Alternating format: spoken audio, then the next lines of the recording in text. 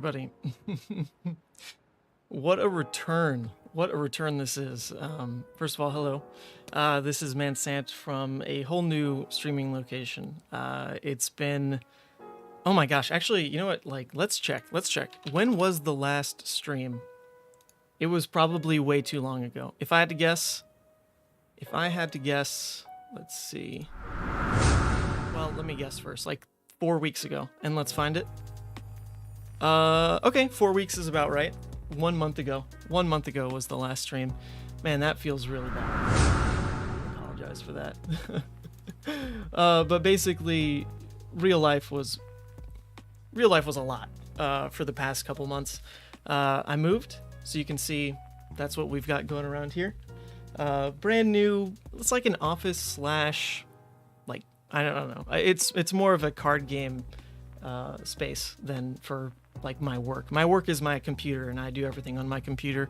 But the rest of this is all just gone to, cards. You can see behind me. You can see beside me.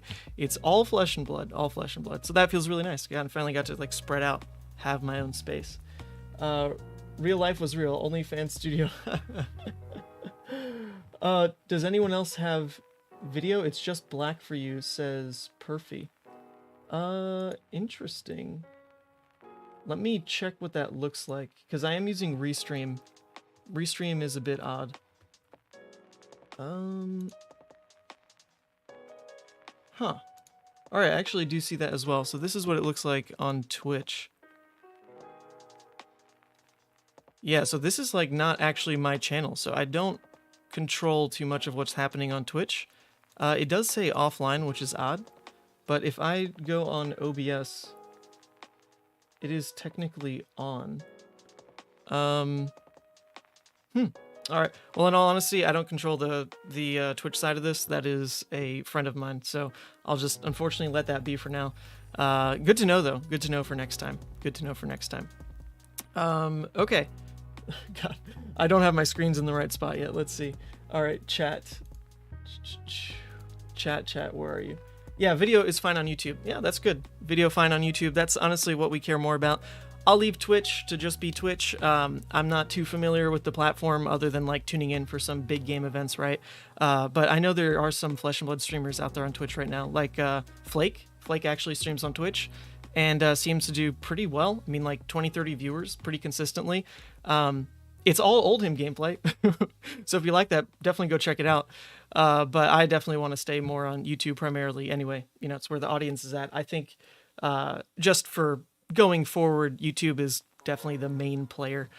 Twitch is got its own rivals. There's the whole like split with Kick trying to pull big streamers from Twitch and yada yada. So yeah, just not my expertise. We'll move away from that. Yeah, Hamish, what's up? Taylor, what's up? Right Time Gaming, what are you doing in here, Ian? What time is it in New Zealand? Didn't you just come back off this like pretty great calling weekend in Auckland? That looked like an incredible amount of fun. I honestly didn't tune into the stream too much. I was busy, but just the inundation of pictures and shorts and video and stuff that was coming out of that calling made it look spectacular. It just seemed like everyone was having a really, really good time. And how can you not? I mean, James White was there. All you beautiful New Zealanders were there. A couple other folks traveled there. Good friends like Brody, Yongji, Michael. Like, good God, they all flew out there. And Brody top 8'd a Battle Hardened again. It's just in his blood, isn't it? He can't not. What's up, Josh? Sam O'Byrne. Damn, video looking crispy as hell. No, this is actually... I don't have a mirror, but here, let's use my phone cam. So this is actually like my super backup camera. You can probably see yourself in it, or maybe I have it flipped backwards. No, you should be able to see yourself in it. This is like my backup Elgato camera. Everything else I'm trying to not like touch because I use it for streaming and just want to keep that all consolidated for stuff like this weekend because we've got the Battle Hardened Charlotte coming up, and I'm really, really happy with how this is finally going to get together. I don't know if anyone's been following. Let's move to some this one so I can show you that whole post in case you didn't see it. You remember that camera? Oh yeah, this is the trusty backup. Indeed it is, Jacob. But basically, I talked with a bunch of friends, and over the course of like honestly almost a month in just throwing this around, talking with people, getting, basically getting this document peer reviewed. I came together with a way to move forward in the battle hardened scene that is actually just like a win for everybody. And that is so big. That's like such a big deal because the battle hardened scene is something that just doesn't get coverage really, right? Because it's, especially in the SCGCon circuit, they don't provide coverage. They have the space for it, but they don't actually dedicate any of their own coverage team. So I obviously saw that opportunity. I was traveling to most of them anyway because they're just a ton of fun, and they're kind of in my area because they're all around the Northeast and I'm in New York. So I figured, I can try to fit in here. It's something that no one else is doing. It's something that is a win for the community. But the reality is, it is so much work, especially with the kind of quality that I was trying to, give these things, that they were huge money sinks, huge time sinks, and really led to some huge just stress factors in my life, right? To care so much about wanting to put on this show and know that people were loving it, but at the same time realizing like my just work life was struggling because of that. My free time was struggling. My time with Woman Sant was struggling, and there was nothing to really show for it other than the YouTube video, the stream itself, which is like cool and all, but unfortunately there needs to be something reciprocal for like my time as well. And it really came to a breaking point at one of the other battle hardens, and felt awful, but the community hella rallied. I mean, holy moly, the support that came out of just my like exasperated just complaint of like, oh my God, I'm an idiot because nothing I'm doing is feasible, was just met with absolute support from everybody. And I couldn't be more just touched. Like, that was honestly incredible. And so I put together a new plan for how to make the battle hardens happen, because obviously people care about them. I care about just honing my craft and doing the streaming hopefully better than it's ever been done before. That's my goal. It's not about me. I don't care about the ManSant brand. It's just, it's just about trying to get better and improve this craft and hopefully just bring in new blood to the scene, because like coverage is something that's been done for kind of the same way for a long while. And, I don't really know how to articulate this, but basically I think there are improvements to be made with very scaled down versions of streaming setups, just because the technology is there and the experience that I can pull from other people who have sought to do the same kind of thing, just from like watching YouTube videos, talking to Twitch streamer friends. Like, there's a lot of information out there that I have been trying to learn from and incorporate into what is really like a bare bones stream setup. It's not some super fancy thing, but there's polish that I can add to it from, just having good overlays, having like cameras right where I want them to be, bringing in really happy faces in front of the camera. Like, you don't need the huge budget to pull off something pretty incredible. And I'm not scared at like the amount of money that is finally being poured into this thing. I don't think it actually costs that much, in all honesty. To at least do what I'm doing, it doesn't cost that much. Anyway, that's my piece. Chat, whatever the camera, you looking good, King. Camera's good. But yeah, so we put together a plan for the battle hardened, and sponsors just like jumped in pretty much within like 30 minutes of me pushing this out there, which was amazing. So this first battle hardened is working on like very much a skeleton budget, but it's still one that I was pretty happy with, because this is basically a let's get out of the door and feel happy about it budget. I didn't hire casters for this event. It's still something that I'm like not really sure how to do. I didn't really handle what happened at the calling. And so this is just my way to still like skip that step while I kind of work that into this plan as well. Because I'd love to get casting talent in on a battle hardened, but the reality is I didn't know how much money I could really generate for this kind of thing. So we went small for this first battle hardened. It's just going to be me and a couple friends, and it's just going to work out, which is pretty incredible. But anyway, that's an update on the whole battle hardened scene. Battle hardened scene is going to hopefully continue like every month. I mean, there's no reason not to. There's a SCGCon almost every month. Like I said, they're all pretty accessible for me. Most are within driving distance, and I honestly like go to them anyway because I look forward to Flesh and Blood events. So why not do the stream? It's just a one-day stream. It's not a huge lift like the calling was, and hopefully they're a lot of fun for everybody, because as of now, like, the official events did kind of spread out a bit more, right? So there aren't events every month necessarily, other than maybe these SCGCon things. So hopefully it's just content, people will enjoy it, and I'll definitely have fun doing it and learn a lot every time. So okay, let's see. That's an update on the whole streaming part of my life, which I finally think is in a healthy spot, like finally, which feels really good. But the whole idea of now doing these weekly streams as well is to kind of supplement, you know, the just content flow from my channel in general. Making a video is something that I haven't done that much lately. As you can see, things are spaced out to almost like once a month. And that's kind of for like a couple reasons. Number one, like Levia is really bad and I can't cut that in any different way. Like she really sucks. And I love playing her. I really do. But the results are just really not there, especially with a very interactive set coming out like Outsiders. Levia is the kind of hero that really wants to pretend that she can play through any amount of interaction, but the reality is like it's that one frostbite on a critical turn that like literally loses you the game, or perhaps like that one what's that new tome card or whatever that you have to discard your arsenal or whatever. Perhaps that's what breaks the camel's back, and there you go. So Levia is just yeah, with Levia not being that exciting right now, I've slowed down on making Levia videos, and I still want to do something with the channel, right? So we're going to work in 3 streams a week. 3 streams a week. Dishonor against Levia will be fun. Oh, it'll be fun for you. It'll maybe even be fun for me because I won't be playing Levia, and I'll just look over to my friend on the next side of me and, you know, pat him on the back. Oh, buddy, you shouldn't have played Levia at this event. But yeah, so it's okay to put things on the back burner.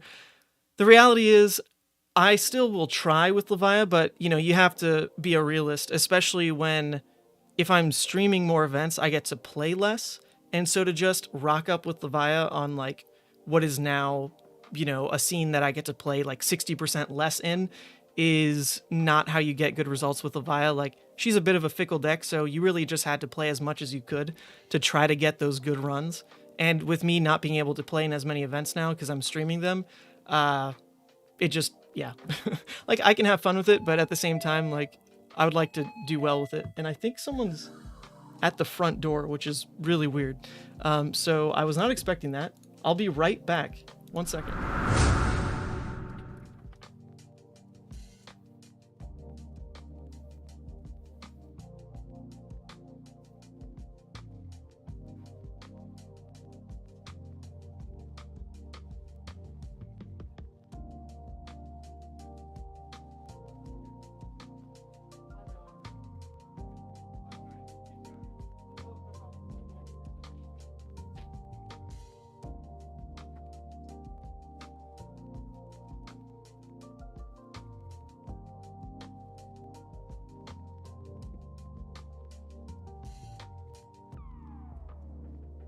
Ugh. Come on, headphones. Oh, that was really weird. I literally opened the door and he goes, I'm not a salesman, don't run off. And he asked me, are you the homeowner? I'm like, no, I'm just renting. He goes, okay, never mind. All right, well, that avoided that. That's fine. That's fine. But yeah, so I still want to play Levia on Mondays. So that's how I'm going to try to like partition the stream, is we've got now a new schedule where on Mondays, actually, let me pull this up so you see it in the description. All right, so you can see my stream schedule in the description here, hopefully. But basically on Mondays, I want to jump on and just play Levia because it's what I'm known for. I can hopefully still play her well, whether she's good or not, and just have fun doing that. On Wednesdays, we'll just try something new. Whatever's feeling good. Lexi? Iris Dromai? Fi again? Who knows? Who knows? We can give that a go every Wednesday. And then Thursday, this is really exciting for me. So with this whole new area that you can see behind me, right? With this whole table, which actually has the official like flesh and blood mat over it, I've got a bunch of friends in the area who are finally starting to play CC. We've been playing Blitz at our local armory for like months and months now. They finally feel comfortable enough to start playing CC. There's only like one other guy in the area that plays CC other than me, but there's like 6 Blitz players. So every Thursday, I'm going to have them over and we're just going to jam some games. And it's going to be super casual, super fun, hopefully just hanging out and having a good time. Because the reality is they're not... they're actually quite good in Blitz. The Blitz scene has gotten pretty competitive here. But they're just new to CC. So I want to ease them into it. And I think it'd be a great way to teach them the game and not disparage them with having, some recorded gameplay. They can go back and watch it. They can learn from their mistakes. They can read chat. People can be supportive. And I think that'll be a really unique live stream experience, because most of the recorded gameplay content you see gets really nitpicky, and people in the comment section definitely say, oh, you misplayed that, whatever. So we're going to try to discard that entire theming of the night. No, it's all about, let's just get friends over, let's kitchen table it, and just make sure everyone's in a really healthy learning environment and just getting better at the game. So I'm pretty excited for those Thursdays specifically. I can't start this week because I'm traveling to the Battle Hardened, and I'm going to be driving on Thursday.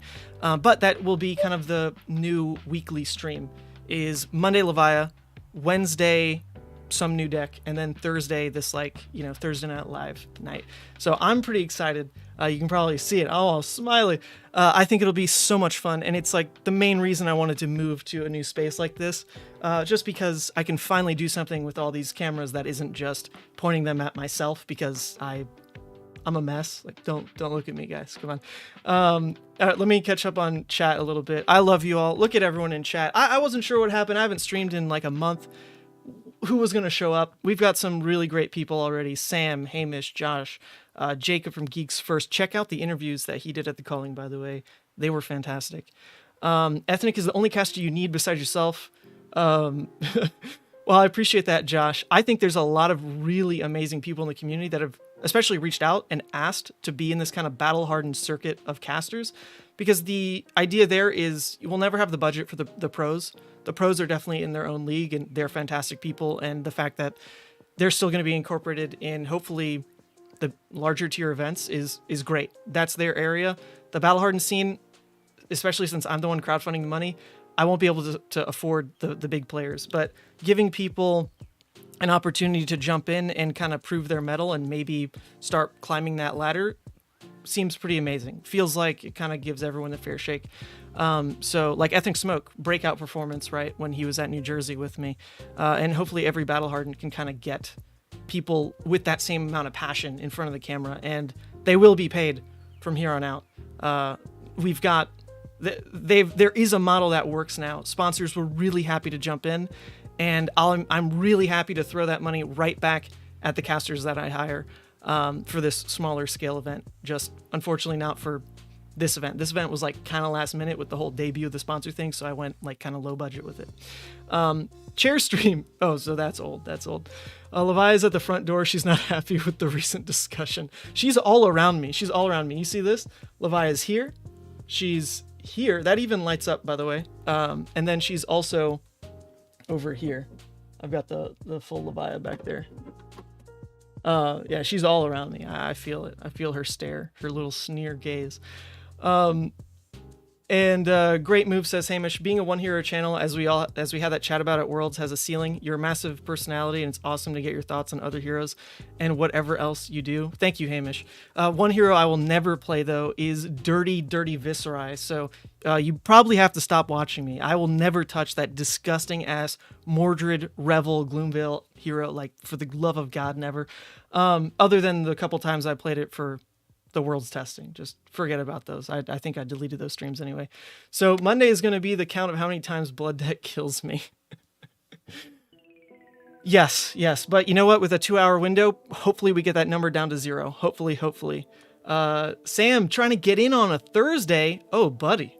Dude, I can host you, man. What do you think a house is for other than hosting friends? Let's get you out.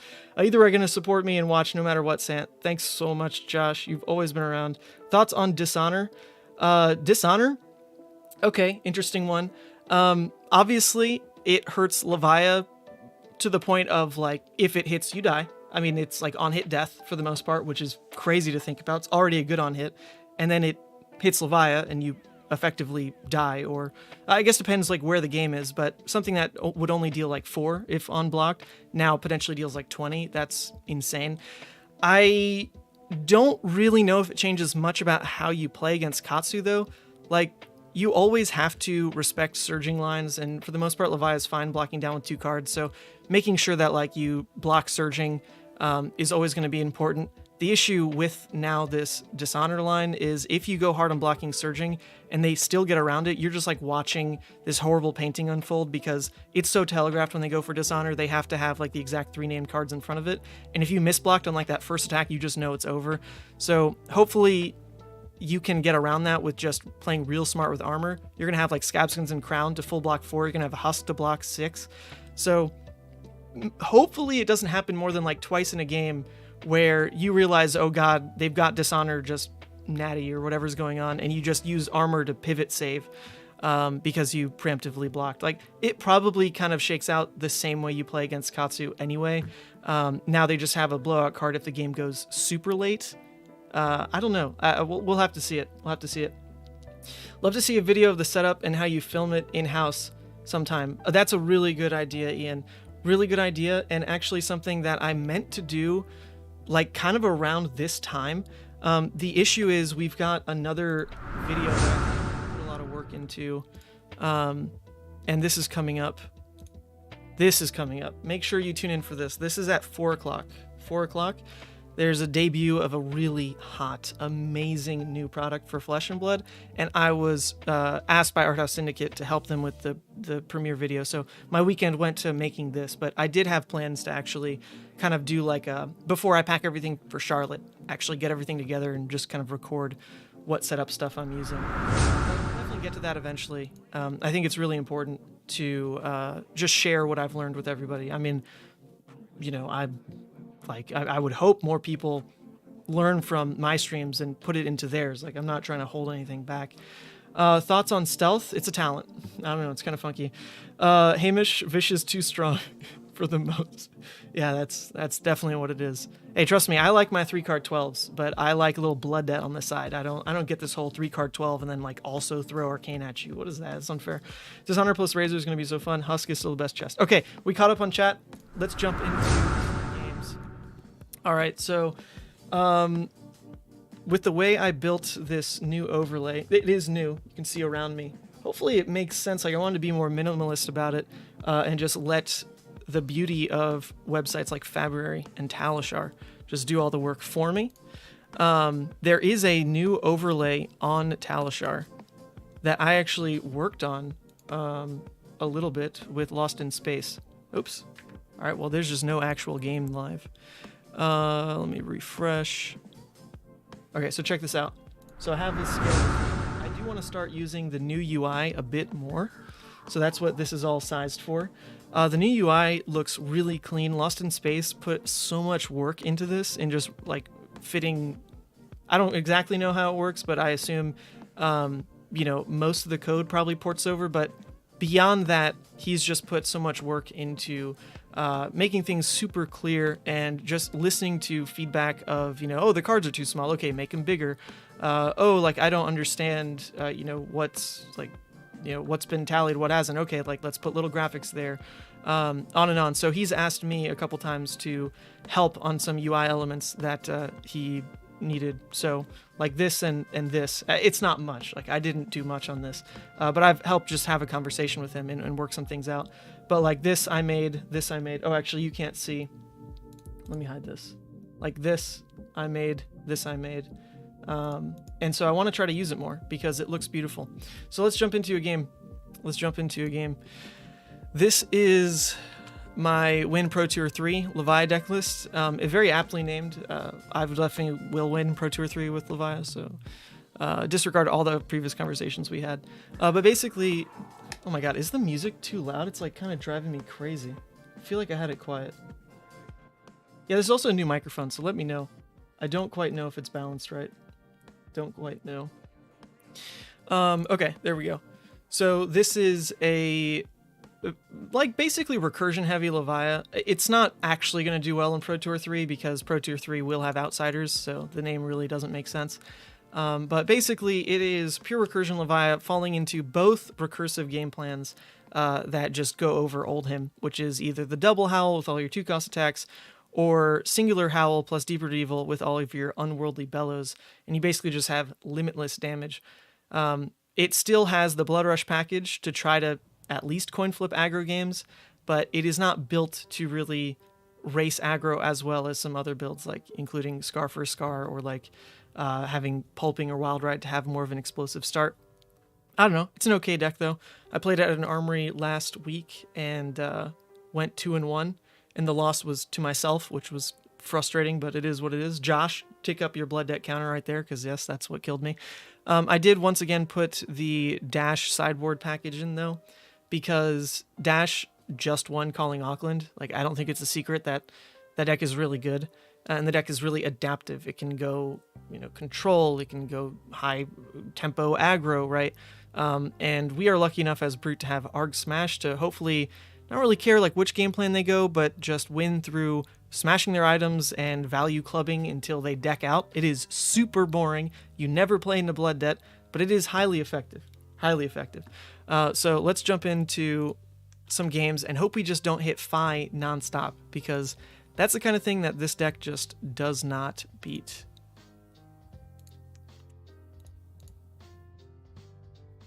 Oh god. Alright, this is another miserable matchup. You can definitely beat Iyslander.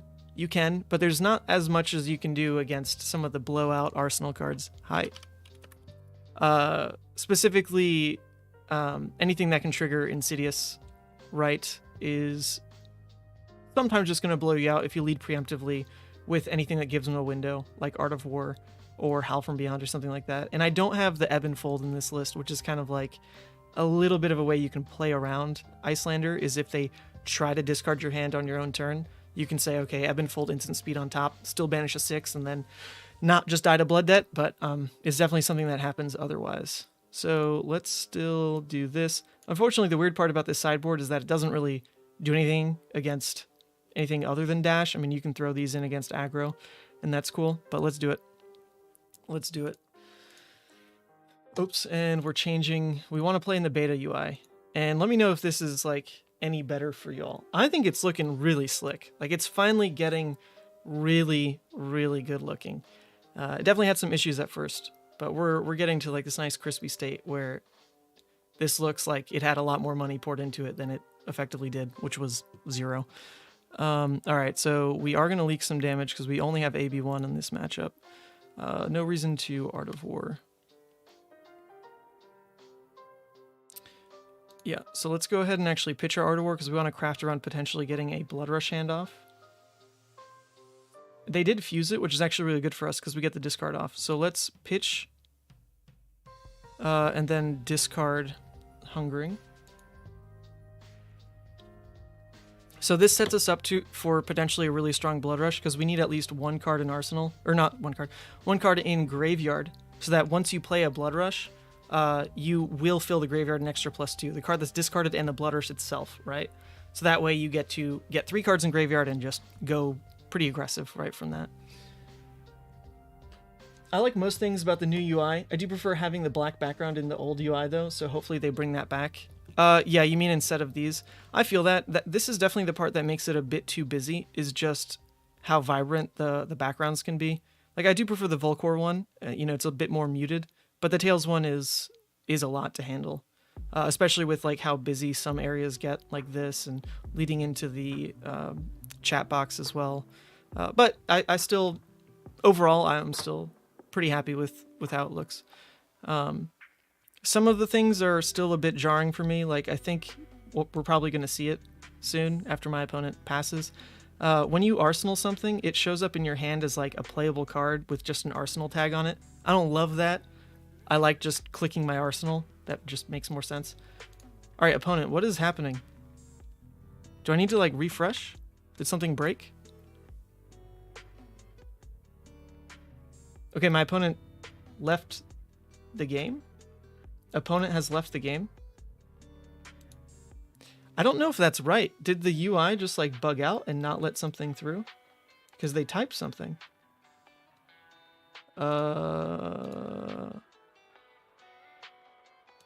Is the game still going?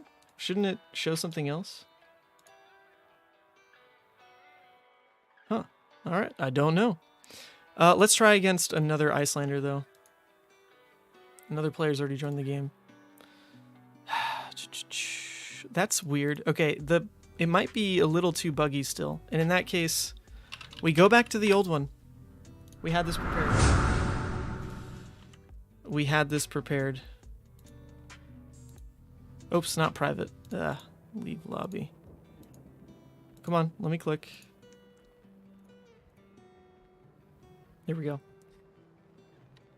All right, that's the unfortunate part of using the new UI, is that there are some bugs, and to have them happen on stream where I can't like really tell if it's a bug or just something else going wrong is just the one part that maybe makes this not work so much. It's the one thing. It's the one thing. Happy early birthday. Thank you, Jacob. Yeah, my birthday is tomorrow, and I'm going to be headed to work. My work is at an office building like an hour away in Rochester, so I don't really go. I tend to work from home, but I have a friend who's driving me in because he wants to buy me lunch tomorrow, so that'll be fun. Actually go to the office. It'll be all right. It's kind of weird. Like I really wanted to work in a corporate setting at least once in my life to really see, you know, what's the whole deal with water cooler talk? You know, how do you get to play pranks on your office mates? Like what is it actually like? And the few times I've gone, it has been basically a barren building because everyone just works from home now. So, not what I thought. And I guess I'll just work from home too. Why not? It makes things like this easier because I get to just extend my lunch break, stream for a bit, and then get back to it after and just work like an extra hour, and it'll be fine. You did that earlier this month, you feel me? About going to the office? Yeah. Happy early birthday, says Ultra David. David, hello. Look at you, my man. Okay, what is something wrong with Talishar? Like, is it because I'm full screening? There's no way, like, that's adding some layer of clunk. There's no way. I don't know. I don't know, but this just feels a little off. David, long time no see, man. I can't believe you tuned in. What made you tune in? Did you see an alert or you actually watched me? That's crazy.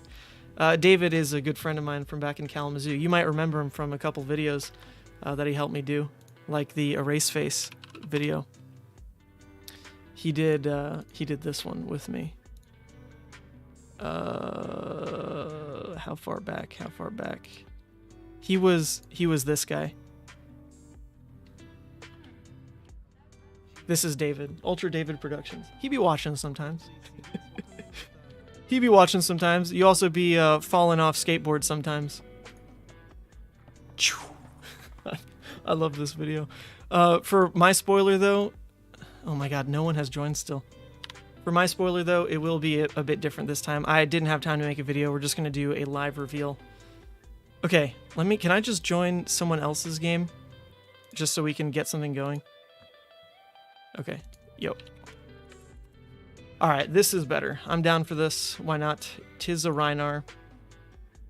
Against Rhinar, we actually don't hate bringing in the Sinks and Arsenal to play around some barragings. They don't feel amazing all the time. We also don't need to play into Recursion super hard, so we can drop the shadows. But this build actually really does want the shadows. This is actually kind of a weird one to side into with this version. I think we'll just keep it as is because I'm not entirely sure which we'd rather lean. Play around barraging or just play for our own strengths. I think since we won the die roll, we'll just do this with the shadows. Go first. Make sure we have gamblers. Yep, sounds good. All right, ready. Ready, Freddy. Let's do it. What's up, Tyler? Yo. Good to see you, my friend. Long time no see. I'm so thankful everyone's tuning into the stream because, like I said, I wasn't sure what would happen after taking such a break. Speaking of breaks, we are like, I don't know, how many minutes in? We're like 40 minutes in and haven't even played a game yet, so that's how well these streams are probably looking to go. I'm a literal just mess. Okay, opponent. Oh, is something wrong with Talishar? Is it just me? Like, there's like some severe lag or people are just really tuned out of playing Talishar. Is it just me? Is anyone else like having issues with Talishar right now? Hello? Hi. Is it bugged? Sometimes you do have to type and then it like resets, but I don't know. I thought there was no one online for this game. Oh, you thought there was no online version. Okay. Well, check this out. So there is a website called talishar.net. The icon for it is what's in the thumbnail. It's like that little coin. So talishar.net, you do need to make an account to start playing. But then, yeah, look at all these people online right now. So there's 65 games in progress, which means there's 130 people. And they are all happily playing the game. There's a couple different ways you can make the client look. There's even this kind of like older legacy client, which is easier to just click through. There's this newer version. But yeah, the game is alive and well on talishar.net. And with that, we jump into our own game. Ooh, fantastic. Ooh, this is a spicy one. I really would love to Arsenal Art of War and just make sure we get a pop-off turn in return. But the temptation of just hitting Shadow is very hot. So we're going to go slow. It's just going to be a Shadow play. That's even the best discard. Writhing doesn't mean anything right now. And against a Rhinar, just because we're more likely to be forced to keep larger hands, we're going to go for the Howl. Because the Howl basically says, if you force me to keep a card, I can at least turn it into 3 damage. Just every time. You made me keep a card, I now turned it into 3 damage. Regardless of like how the cost curve looks, that's just always going to be the trade. So having one Howl is going to be fantastic for just never feeling too clunky about how the Intimidate's lined up. So with that, our turn is likely going to be keep a blue for Howl Boneyard. And because that's our likely play, we'll save the Dread Screamer in Arsenal for a rainy day. Because we already kind of have a plan for next turn, which is Boneyard Howl. We're hoping to, be able to block with 2 cards and then return a 2-card 9, which is always insane. Insane. Yep, so they discard Eye of Ophidia, so we get exactly what we wanted here. We get to block 2, turn off his turn. The one consideration is, do we want to block with Unworldly or Dread? Dread works better on a 4-card hand. Unworldly works better on a 3-card hand in this deck. I think we're going to keep the Dread, just in the off chance that we even get to second cycle. Having a larger hand is something that can happen with Rhinar. So here we go, 2-card 9, or versus Rhinar rather, because we don't necessarily get to make every choice. So we return a 2-card 9, they 3-card block it. So look at that trade. That is 2 cards that took 3, and the Howl loop has aptly begun. Feels very good. Feels very good. So we can use this to throw a 3-card 12. That feels okay. We could also just block here, do a 2-card 9, fill the graveyard with these. That's what kind of my gut instinct is, to just play it this way. But there's no harm in saving. Well, because you just never know when the damage comes through with a Rhinar. So I think I'm going to block when I have the opportunity. Let's just do it. Let's just block. So that we don't get stuck with some weird breakpoints later that we can't do anything about. Or not breakpoints, but just life thresholds. You can import your own cards. Yeah, you import deck lists that you can make also for free on websites like Fabberry or FabDB. You can't import anything from fleshandblood.com, so just be wary of that. Like if you find a cool deck list on fabtcg.com, you can't bring that directly in. So you will have to use like an in-between site. They used Scabs, rolled a 1, and then they used Gamblers, rolled a 6. They only have a 3-card hand. So I don't really think the 6 matters. I'm going to say no. I mean, they're going to get an extra action point out of it. But we'll let them have it. There's no way they use all 3 action points on a 3-card hand. Oh, okay. Savage Feast is actually... Oh, that is odd. They had Tunic up, so you'd think Tunic to Savage might be a little bit better. But regardless, we don't super care about what's happening this turn because we have a Blood Rush play. So, because Rhinar doesn't have on hit effects, we just take it. We just take it. So this is likely just a club. Yeah, just a club. So 3-card 11 is worse than what we do. So even though that looked really impressive out of the Rhinar side, it's actually a worse rate than we can throw back at him. And we have a Howl that we can sink resources into, which feels really good. We have a Dread Screamer to potentially go wider. So this Blood Rush is looking to be really, really strong. Okay, second Blood Rush. Some people would snap play that. I don't really think we need to. We could instead look to Arsenal this for just consecutive Blood Rush turns and try to get each one to be a +6. Because as of now, we do have... well, no, we don't really have the +6 out of it right now. Because it'd be Claw, Pitch... Oh, yeah, wait, hold on. Yeah, we do. I'm lying. We do Claw, Pitch, Claw, Dread Screamer. We don't do anything with the Go again, but that does make Blood Rush +6, and we get to Arsenal another one. So, let's just do that. Let's just do that. No reason to double Blood Rush because you could just draw low resources and then you don't do enough with that card. So we'll play it safe.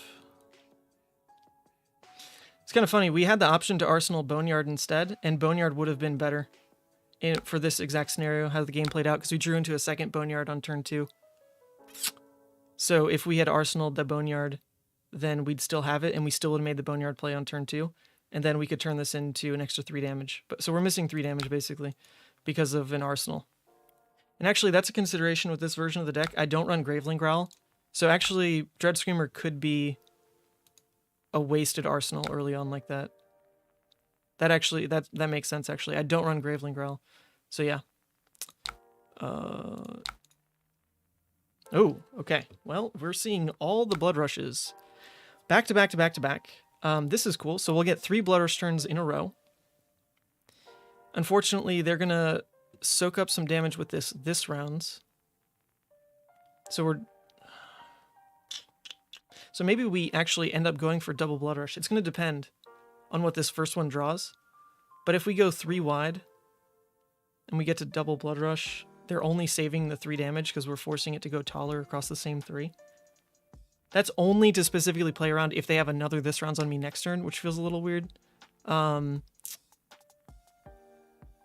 we can just take 4. Take 4. Odd game, actually. I think our Lord and Savior Blaspheth that you're streaming, you definitely helped me get through the last bit of my workday. You're a beast.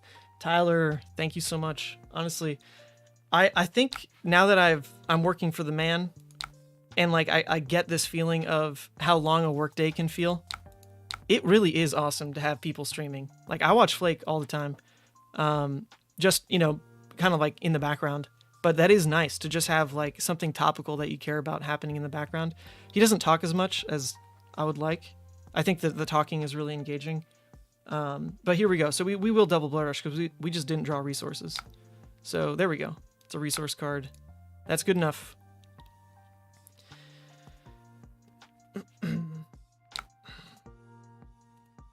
All right, opponent. You're in for a world of hurt. I'm sorry. It is what it is. So now we can go greedy here for Shadow of Blaspheth. Hope that it hits and then banish Deep-Rooted Evil. That would feel pretty good. Or we can just turn off Blood Debt safely with Dread Screamer. Or we can just go really tall with Swing Big and just eat the Blood Debt because 8 isn't awful. It means we still keep Husk. I don't want to lose another Dread Screamer. I'm willing... Actually, I don't know if I want to do Shadow Blast, but there's a lot of non-6s in this deck. Like a lot, because of the 9 unworldly count. We haven't seen any yet. So I really feel like this is going to miss.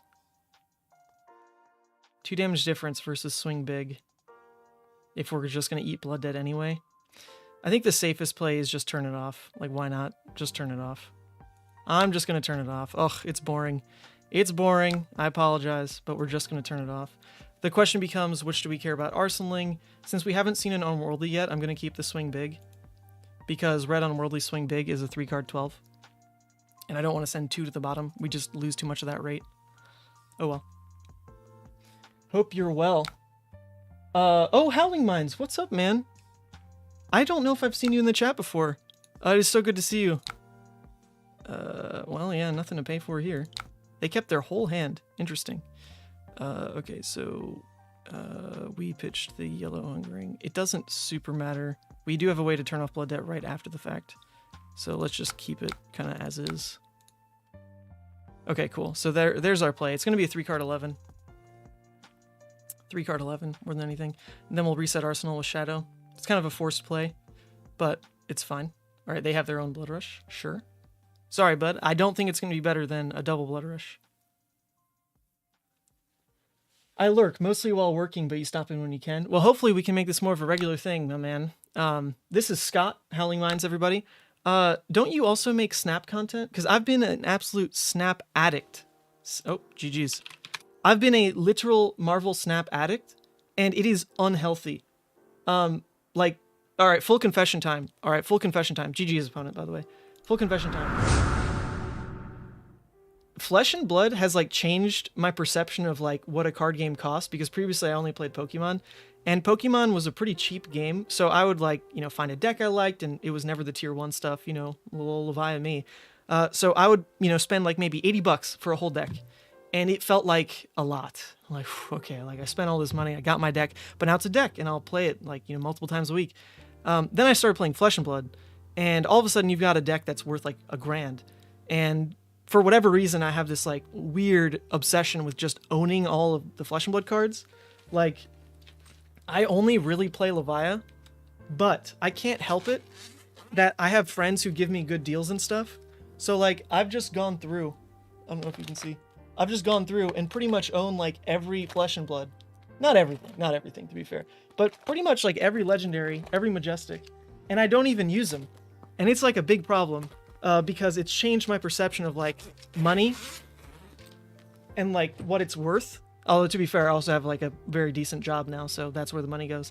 And so when I started playing Marvel Snap, it like elevated to a different degree, this whole like what money is worth thing, because in Flesh and Blood, at least I'm spending money and it's something tangible. When I was spending money on Marvel Snap, it felt like such an extreme waste, but I did it anyway because I was used to like, oh, you know, yeah, it's an investment. Like, I like the game. I'm going to throw money in Flesh and Blood because like, look at what I have. It's tangible. When I put money into Marvel Snap, I was expecting like a similar feeling of like, oh yeah, I own these cards. Holy mother. It feels awful. It feels awful. I bought like the Mr. Negative bundle or whatever that was out recently, and I realized after upgrading everything and like, you know, unlocking a few tiers and getting a few cards that I have like nothing to show for the $100 I spent. Like nothing. I tried to tell Woman Sant, it's like, hey, look at this cool card I got. Like she cares. Like she cares. Oh my God, it is soul crushing. I'm never spending money in that game again. Wow. And it's awful too. Like, the progression in that game, I expected so much more out of the money I put in, where it's like, yeah, I'm spending $100. I can, with all these tokens, like go through, climb through all these collection levels, unlock so many cards, but you don't get cards every time. Sometimes you get like, you know, boosters or like 100 collector's tokens. Are you serious? I spent real money on this game and you're giving me trash.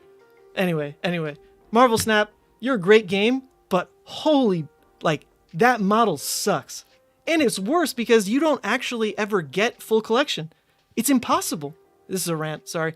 You can't actually just spend money and unlock everything. There are cards that you can only buy through like a different currency in the shop that never show up otherwise. Are you serious? Are you serious? Anyway, all right, we're done. We're done, man. Marvel Snap sucks, but it's so good. But it sucks. All right, we're 1-0. We're 1-0. All right, let's make sure that these are real games. Let's jump in again. It's a Briar. Okay, this will be fun. Hi, good luck. Briar's a fun one. Briar is a fun one. You definitely have to race. So we're hoping to see Blood Rushes. We're going to put in That All You Gots for Rosettas. We're going to cut back on... We don't really need the Deep Rooted Evil. We don't need a Shadow of Blasphemfet. We're going to put in the Ghostly Visit. I could see that being realistic edits. The issue becomes, without Deep Rooted Evil, your Unworldlies suck.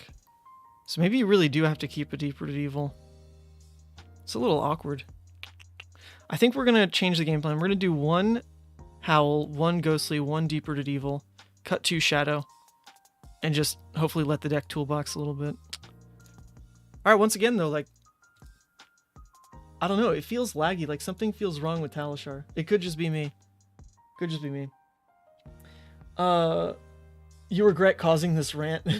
No, but in the whole vein of like, you know, things in the background while I work, I've now fallen in love with so many Marvel Snap creators. It is a very well-produced field. Let me put it that way. And Howling Minds, you are one of the better ones, like, to be honest. So yeah, like there's just so much good content from Marvel Snap. It's just like been my background noise of choice.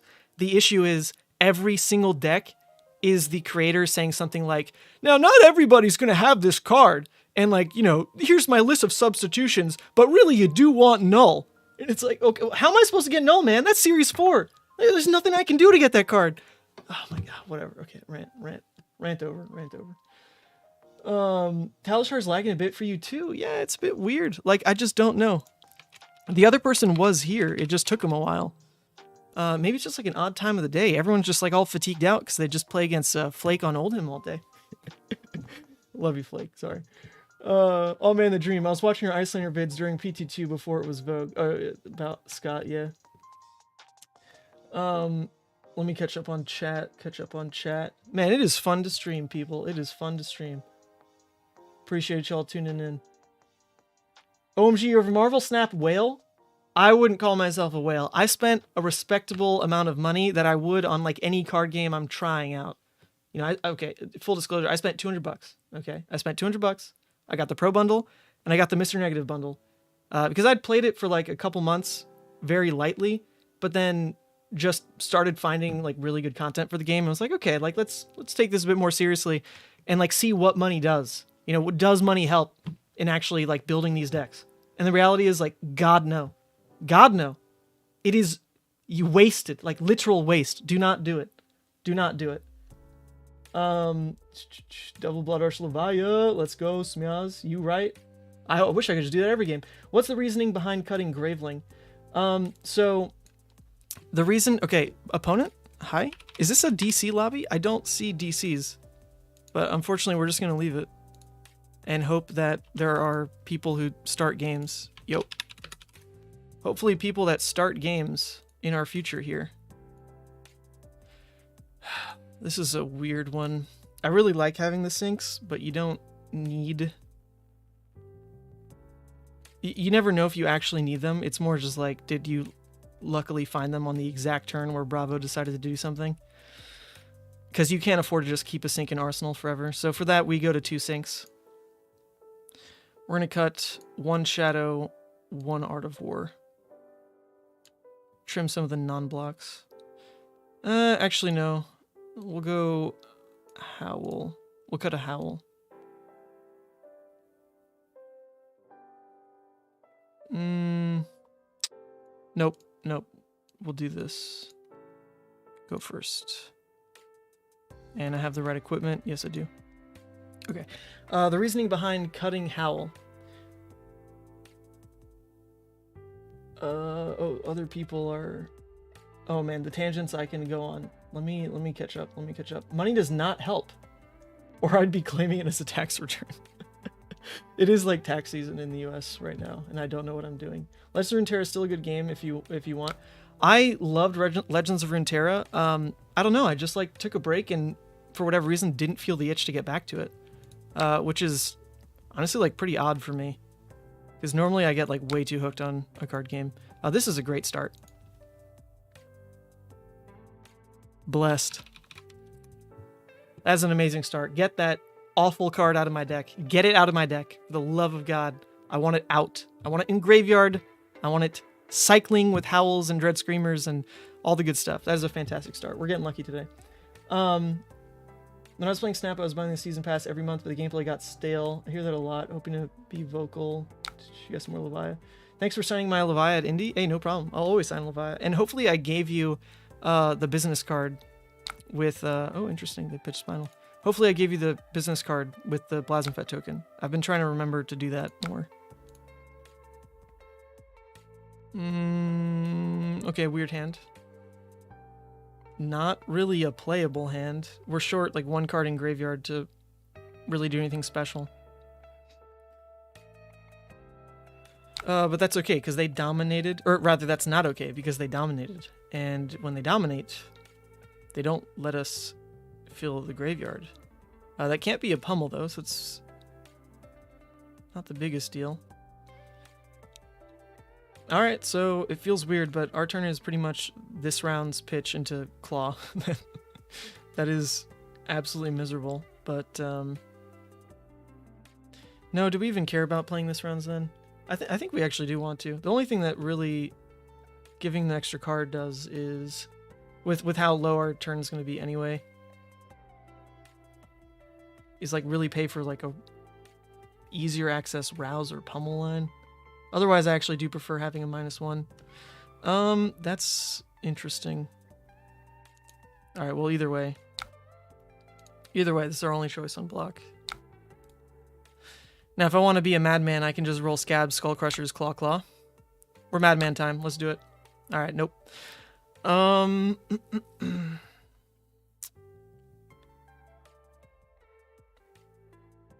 think this round is pretty safe to play right now.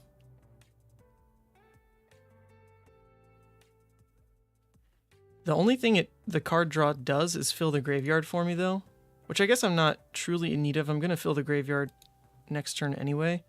So in that case, I'll just keep the Unworldly, because that's what's going to kick off Deep-Rooted Evil. And we'll just do this then. No need for this round. No need. Are you going to be at Baltimore? Yes, I will be at Baltimore. Michael Hamilton gives me a PTI. Yay! I get to go. I missed on XP. I was 55th.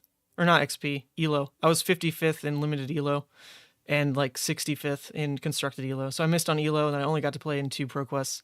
And I got top... Wait, no. Did I play in 2? I only played in 1. I got top 4. Yeah, so, not good enough, unfortunately. Not good enough. But Mr. Hammy's got me. They say he's the angel of death. I think he's a sweetheart. He's an absolute sweetheart. Okay, well, we've got a swing big Unworldly play, and we will fill the graveyard with 1. That seems fine. Seems fine. Oh, yes, Graveling Growl. That was the question at hand. Graveling Growl.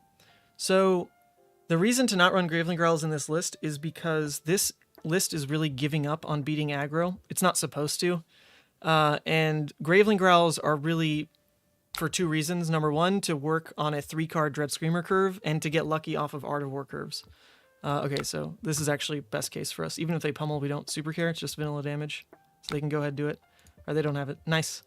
So what we can instead do with a Go Again activation from Dread Screamer is feed into a better resource curve around Recursion. So like Dread Screamer, if you've got a Dread Screamer, a blue, and another 2-cost, you can go Howl from Beyond, Dread Screamer, into like Hungering Slaughter Beast or something for 16 damage off of 4 cards, and make sure that you deal 4 per card, which is what you're always trying to do with this deck, right? So the Go Again in Levia is just, I mean, it's always a rarity, right? And so Dread Screamer, because it's got cost curves built around a later game with Recursion. Ethan, great moves. Keep it up. Proud of you. Thank you, Michael Keaton, and thank you, Michelle Obama. So because of that, Dread Screamer is deeply relevant with just the Recursion line, and since I'm giving up on beating aggro and dedicating more towards Recursion, like with the 9 Unworldly, then Graveling kind of also gets lost in that, because you can still play Dread Screamer off a 3-card hand for 12 into aggro by playing Deep-Rooted Evil. You can go Dread Screamer, pitch a yellow, whatever, into pitch a blue, Deep-Rooted Evil. That's still a 3-card 12. It's the same as a Graveling Growl. You just need to have Deep-Rooted Evil set up. And against aggro specifically, you can do a 2-card 10 with Dread Screamer into Ghostly Visit. So a 2-card 10 is insane. 2 cards for 5 value versus a 3-card 12. 3 cards for 4 value each. So you'd actually rather do different lines with Dread Screamer with this kind of deck. This is the only thing. Why wouldn't you consider playing DRE in this situation? No point. Swing big is more damage. And keeping a swing big in the deck is highly irrelevant. What you want to keep in the deck is just your Unworldlies and your blues. That's it. That's all that matters. Unworldlies and blues. Like, having a swing big in the deck is almost a detriment later, because you will shuffle off Shadow Blasphemfet. So in a Recursion deck, you're going to have a lot of Blood Debt. And if you keep these cards that can't turn off Blood Debt in your deck, that's potentially just a lose condition right there. Okay, nice. We're seeing like a lot of weak turns out of the opponent here. So this is one of the situations where we get to just 3-card 12 them. Right, we do this, and then we get to Dread Screamer into Deep-Rooted Evil, Arsenal, Shadow, Blasphemfet, which is pretty okay. Inversely, we can keep the Beast Within and just play Art of War, Banish Beast Within, say Go Again, and then probably kick off Deep-Rooted Evil into Shadow is like also a play we could do. I think I'm just going to chase what's guaranteed value right now, because keeping an Art of War and Doomsday in the deck is highly relevant as well, especially since we're about to shuffle with Shadow.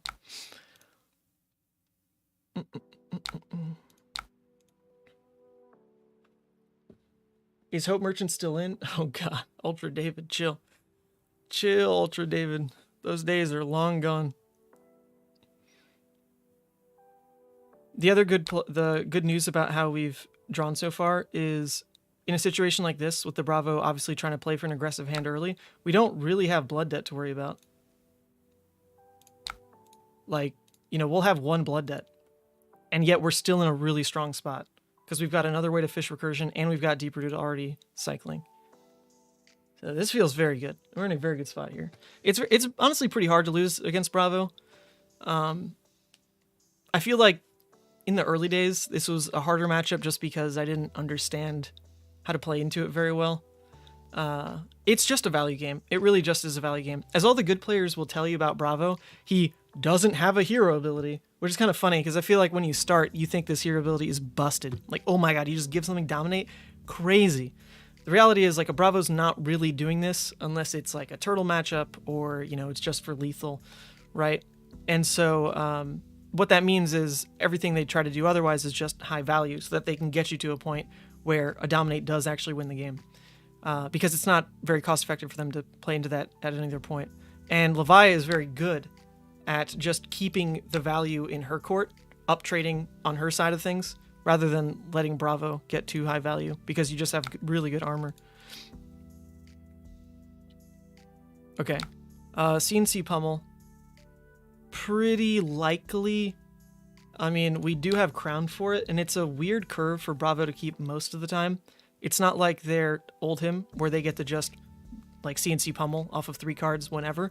They do have to keep 4 to actually pull it off. So we are going to go ahead and use Crown. The weird thing about this hand, though, is that it doesn't scale super well. Like, we don't have a strong graveyard. But if I toss in another card now, it means we might miss on banishing the Deep-Rooted Evil to Dread Screamer, which is kind of like the only way our turn goes really wide. I almost wonder if I just 2-card block, and if they pummel me, sure, I'll just Arsenal Boneyard. I actually kind of like that. I'm going to force them to have it, because I actually don't really care if they have it, and I can keep the Crown for a different play. We'll let him. Okay. They do have the pummel. This is fine. We only have the 1 blood debt, so we would rather them use their disruption now. We get Boneyard and Arsenal.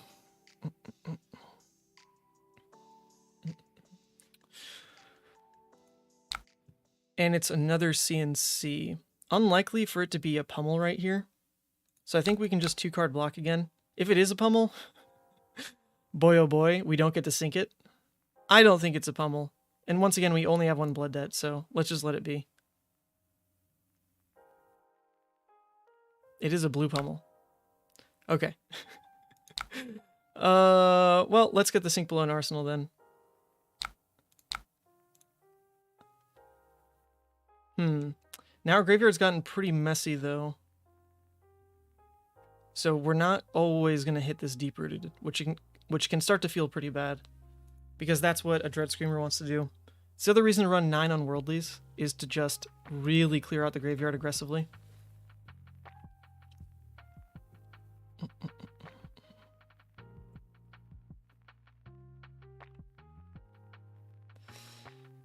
This hand is not worth full keeping, though. We definitely want to block with something. We really want to hit Deep-Rooted Evil. Like, we want to block with the Sink Below. And then Dread Screamer. Yeah, so we're just going to get the value out of this Sink Below right here. No reason to sink a card. Because if this draws a red, then we don't actually get our playoff. So we'll just make sure that blocks. At least the other option we have is Dread Screamer into roll Scabs and then maybe get 2 claws off for 8. That always feels decent. We did not hit the Deep-Rooted Evil, so we do have to go for the Scabs play. Which means maybe we should have blocked with Skull Crushers if this really is a 1. Oh god. Please don't be a 1. Okay, good. Good. We did it. We did it. We did it. This feels really good then. This is quite... Okay, and that's their last Command and Conquer. This feels very good. So look at... Okay, so look at life real quick. It felt really bad, right? We got CNC pummeled 2 turns back to back. And yet look how we've maintained life. And we still have this amazing sync blow that is now always going to be live. All 3 CNCs are gone. So there's no way this sync blow gets blown out anymore. This hand's super weak though. My god. This is a sync hand. Okay, yeah, it's kind of being forced that way anyway. Yep, so...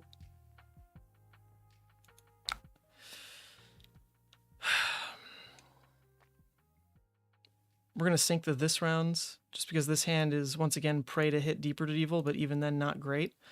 So I'd rather sync just to hope to find a red, and then at least play out that red arsenal something, because Crown will at least let us cycle the blue. I think that's fine.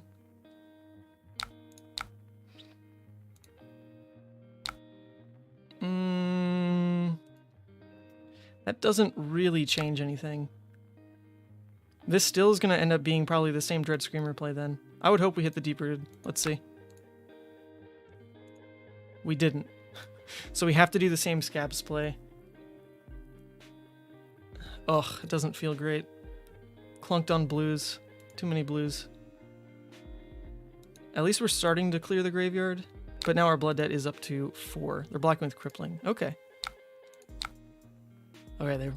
We rolled a 1. That's deserved. I should have blocked with Skull Crushers, to be fair. It was deserved. I should have blocked with it. Okay. So now this is a just crippling. There's nothing else they can do about it. That's fine. Our hand does 2 card 11, which is pretty strong. So let's go ahead and... Some Bravos run the 1 Ledging Press now, which is kind of funny. 3, 4, 5, 6. So we pretty much do have to block like this. And then we save the Crown to cycle Deadwood Rumbler on a rainy day. This really accelerates how much we can clear our graveyard, though. Getting the Unworldly into Hungering Off. I think that's still worth it.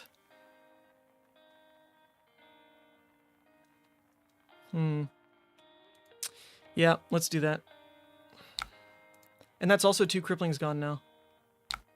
So, we feel pretty good. Still haven't hit the deep-rooted. Oh, now we hit the deep-rooted. Our graveyard does have 3 misses right now, though. But 3 card 11 feels nice.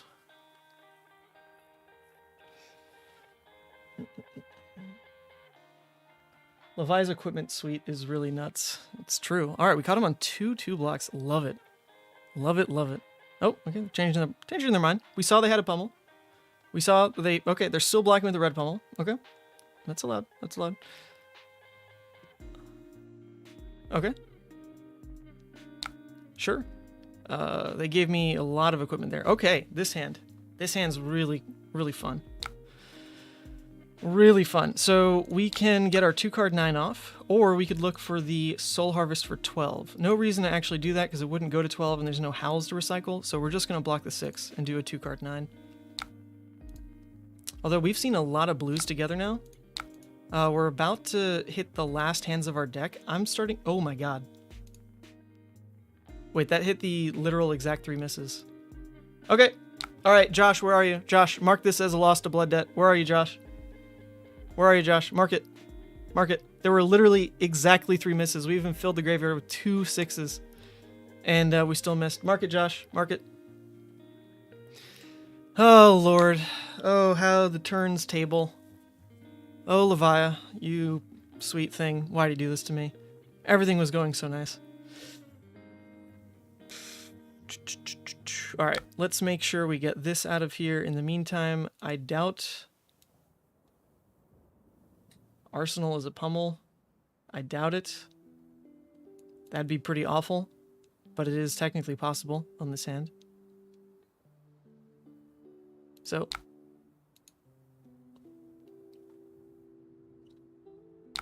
Oh, Arsenal was a pummel. Arsenal was a pummel. Oh my god. What am I telling you all? Just playing the game for him. Well, we're forced to Reckless Swing. And we will still lose here, though, is kind of the issue. Because this pays for...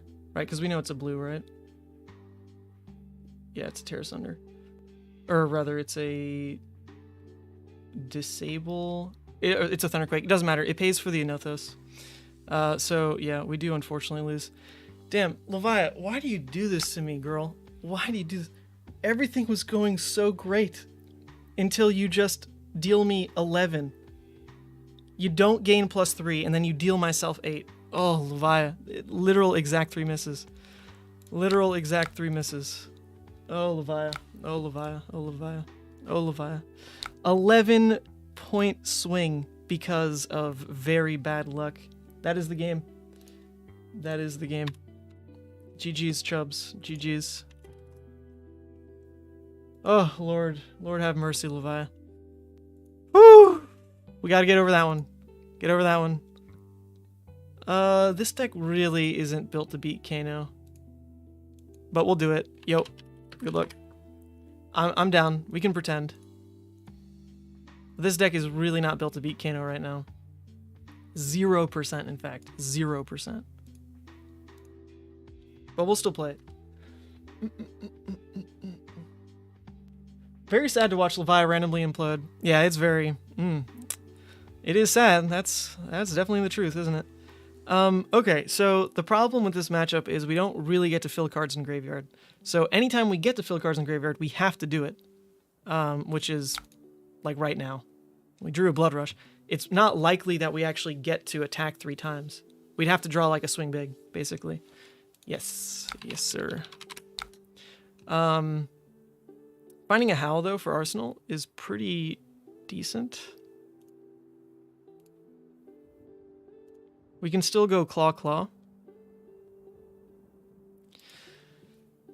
Oh, dude, Ethan, all these Bravos you play against as Levia, why aren't they running their Zealous Beltings? Yeah, it's an interesting one. I feel like most Bravos don't know the matchup, because most Bravos I play into just do not play it right at all. The issue tends to be, at a certain point, they realize they can use their cards to block 3, and that extends the game just long enough for Levia to potentially just kill herself, which is exactly what we saw. Levia's potential to kill herself is very high. Okay, so here's an interesting turn. We're actually going to play out the Howl, just because it gives us 3 cards in Graveyard for next turn. There's no reason to actually Arsenal it there. It's just going to tax us 2 resources at any other point. So we are going to make sure to get that out.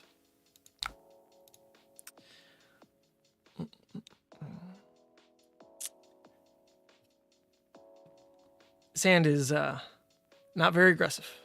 Not very aggressive. Unfortunate. You really just have to hope.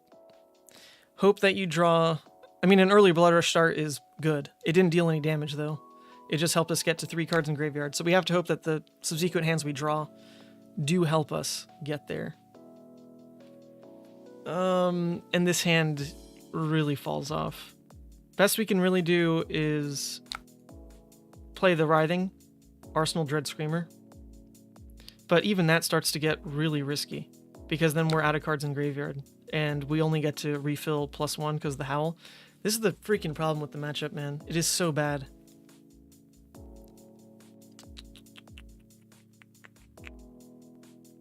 I mean, it's really all we can do. We can pretend.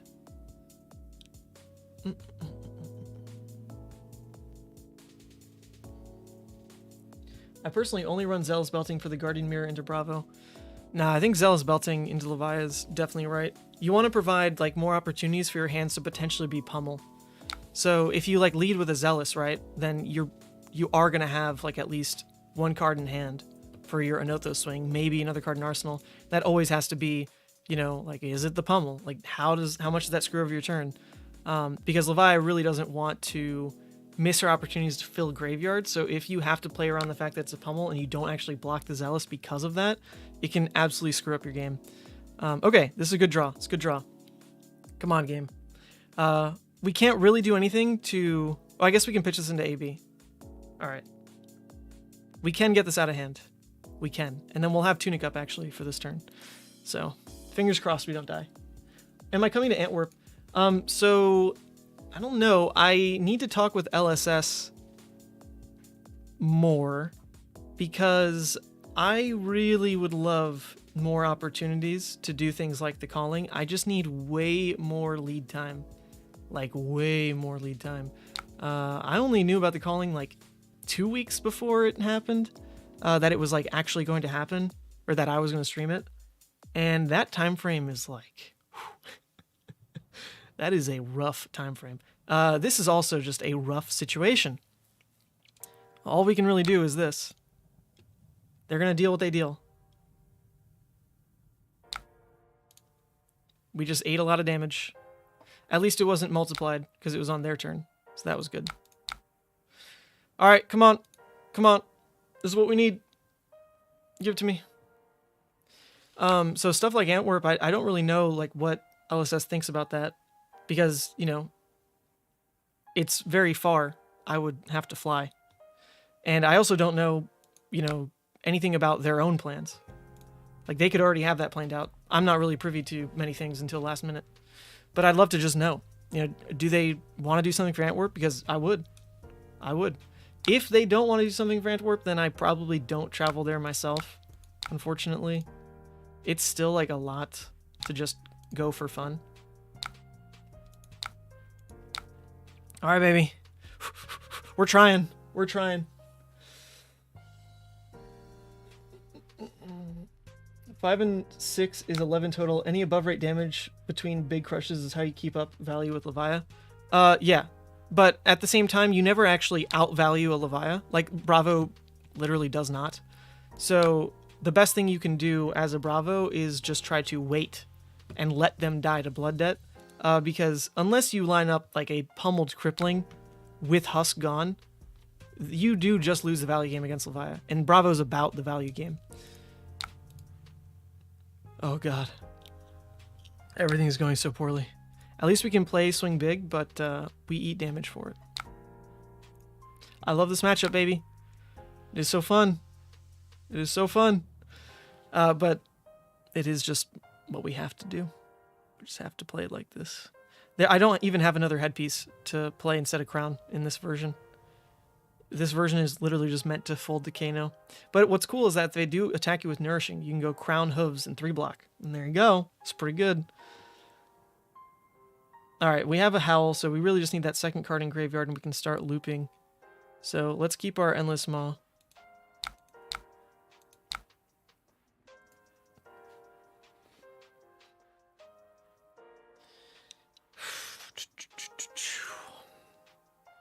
I fully expect to lose in probably 2 turns.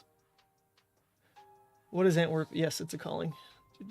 And it's one that I really would love to go to. I freaking love Europe. I used to live in Budapest and just had the time of my life. Just get to travel around to pretty much any city you want on the weekends. Just, I have a friend in Belgium. Like, let me just go hit him up. You know, I have a friend in Zagreb. Like, let's just go hit him up. Things like that. But that's to be fair, like, Hungary isn't a good spot for that. It's kind of the middle. Alright, love the red clumps. This makes playing out Howls all the harder. All the harder.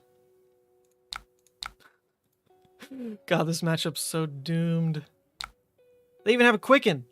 God, even have a Quicken. Alright. It's kind of funny, though. With how much they blocked, I could have just put the Howl from Beyond in Arsenal, and if I'd drawn a full blue hand, likely could have kind of locked him out of the game. Well, not locked him out of the game. Locked myself into just really consistent damage turns. Because this was an opening where Kano didn't really do much. If I'd just drawn a lot of blues and had the Howl Arsenal there, then that's double Howl loop. Because in this matchup, you have obviously very good control of your graveyard. So, interesting. Interesting. Alright, so they're going for Le Combo. There isn't that much we can do. We only have 2 AB we can pitch in. And it's, you know, single instances here. It's not going to be pretty. It's not going to be pretty, folks. Get ready. Buckle in. Buckle in.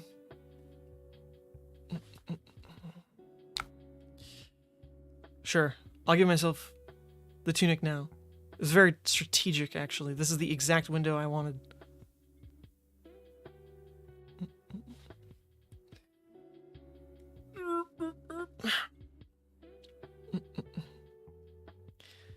Yeah, in person, this is a matchup where you can probably just go get a lunch break, at least with this version of the deck. If you play aggressive Levia, it's an absolute just free win.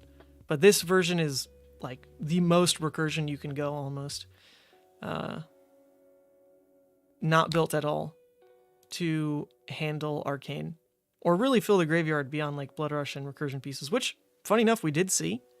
We did see them. The issue was just... we had a really slow hand on that all reds. And honestly, we aren't really built to win anyway. Like, we kind of found good cards. I can't really complain about the draws other than that all red hand. The issue just becomes... oh yeah, baby. The issue just becomes, like, there are legitimately, like, bad equipment pieces that we have to run, like that crown, because we don't have any other option. GG. GG's opponent. Alright, come on. Come on. I wanted to play against that Briar. I want to play against Briar.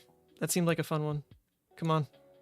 Because Briar is all the talk these days, right? People are saying that, like, Recursion Briar, unbeatable, like, you know, fatigues out even old him, crazy, crazy. Let me tell you, Levia does Recursion better than Briar, all right? Like, come on. Come on. She's the Recursion deck.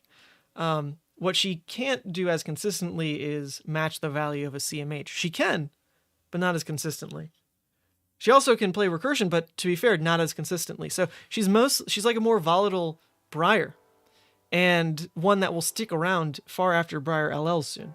So I think that means you should just play Levia then, right? It just makes more sense. Invest your time in Levia because she's going to last longer than Briar. And they're basically the same.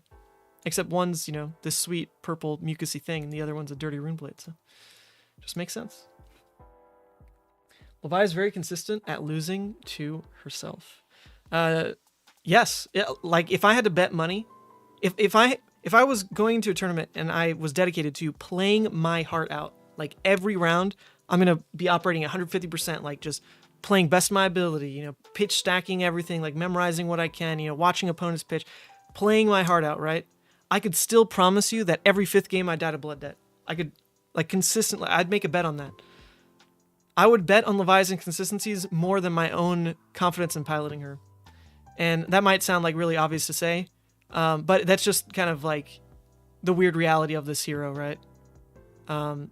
Man. What a fun hero, though. Complaints aside. I can't wait. I'm going to be looking forward to every Monday. Just having a blast. Playing Levia. We'll try to spice it up. There's a lot of ways to play this girl, you know? I think this version is kind of my favorite kind. Just going full hog on... just recursion pieces. Just make that your damage. Don't care about anything else. Play for your recursive hands. It is like that unique thing, you know? Your opponent sees it and they're like, ah, that's what Levia does. That's cool. If all you do is play aggro and then like have blood rush spikes here and there, they're like, aren't you just Rhinar with Carrion Husk? And it literally makes me want to vomit when people say that.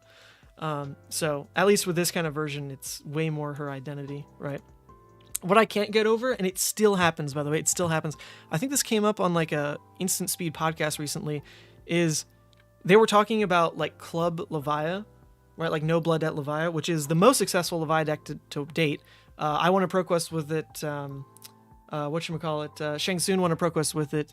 It had plenty of other tops. Oh no, actually, I think it won one more in like Minnesota. Oh, oops, let me update the win-loss. Like, it is by far the most consistent Levia because it's the Levia without blood debt. Every time someone mentions that it's just a Rhinar deck with Husk, what? That just proves no one puts effort into understanding this hero. In that deck, you would never run Husk. Like, never, ever. That entire deck is pitch stacking Tunic Abuse. You would never run Husk in that deck. Never. Anyway, but it's what people think. So, I don't know. I wonder what it's like to be across from the Levia player when the Levia player, like, reveals Husk. If their opponent's like, it could be no blood debt Levia. Like, do they think that? I don't know. I don't know if they do. Right, because you should be able to, like, read what the deck is doing from the equipment alone. And also, Talishar, holy moly. Where are people?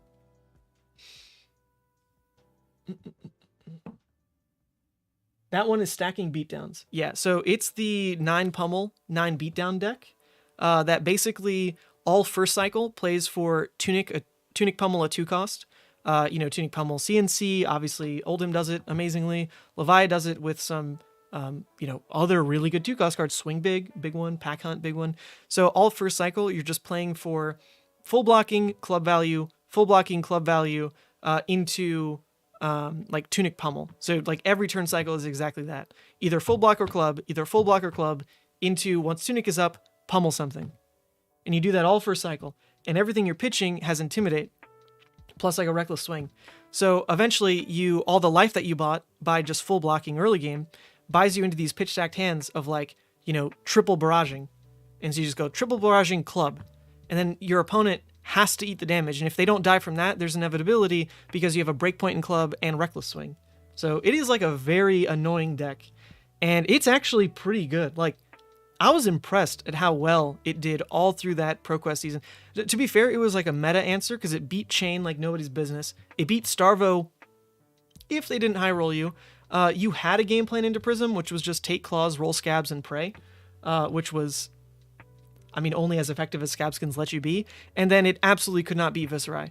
So you went into the room knowing that like 2 meta matchups were really good for you. One of them was like a 50-50 and one was an auto loss. And that's like the best Levia has ever been in terms of matchup spread because you could guarantee those win percentages. There's no blood debt, right, that comes in and just like washes a matchup that otherwise feels really good. You took it to a PQ and almost beat my friend on Starvo. I beat 3 Starvos that day, and one of the Starvos I beat in the finals conceded. Yes, is what happened. But that is a good friend. Yeah, Andy, actually. He was on stream at the Calling. Shout out to Andy. He also hosted the Tarek Patel, Tarek Patel versus Dark Odious match. So Andy, doing good things. Love Andy. But yeah, technically that was a concession. And then we played it out for the in-game packs, and I got Starvoed to high heavens, which you can go back and watch, by the way. There is not a single possible game action that could have been taken differently that wins that game. It was quite literally Oaken, crippling Oaken. It was just a Starvo game. Just a Starvo's game. Okay, where are people? What is happening here? I think I just have to like join other lobbies. Something seems very bugged. Hi. Is this a DC lobby? No, this person said hello. I guess they just don't want to play into Dromai. I could see that. Some people don't like playing into Dromai. Into Dromai, I just take the Ghostly so that it can kill Maragai, and that's like about the only difference. I guess I actually want it over Reckless Swing. Feels a bit weird, but Reckless doesn't really tend to close the game because they attack you with dragons. So 1 should be enough there. That does like kind of flip the blue count, which is a bit awkward. But Double Howl is also super useful, depending on like what version they are. So I think I'm fine with that. Let's do it. What's up, Art House Syndicate in the house? We've got a big reveal coming up in a little bit at 4. You should see it on the channel.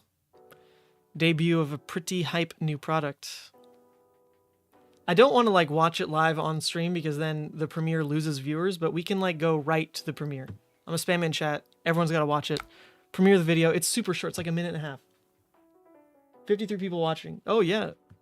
That's actually really great. I was getting up to like 70 before I stopped streaming. So 53 is amazing. Like, thank you all for tuning in. And that's not counting whatever's happening on Twitch. I'm not sure what's up with that stream. So we can get a bit of graveyard fill going. Losing 6s is a bit rough because this does seem to be a slower version, just seeing a blue in general. Although I don't know if Royal Dromai, or it's not even Royal, what am I saying? Yeah, so it will be a slower version. They have Skullcap. Interesting. It's not a big deal though. We always outvalue on a 3-card hand. Our 3-card hands are insane. And that leaves us 1 card to block with and pop a dragon to hopefully stop their turn.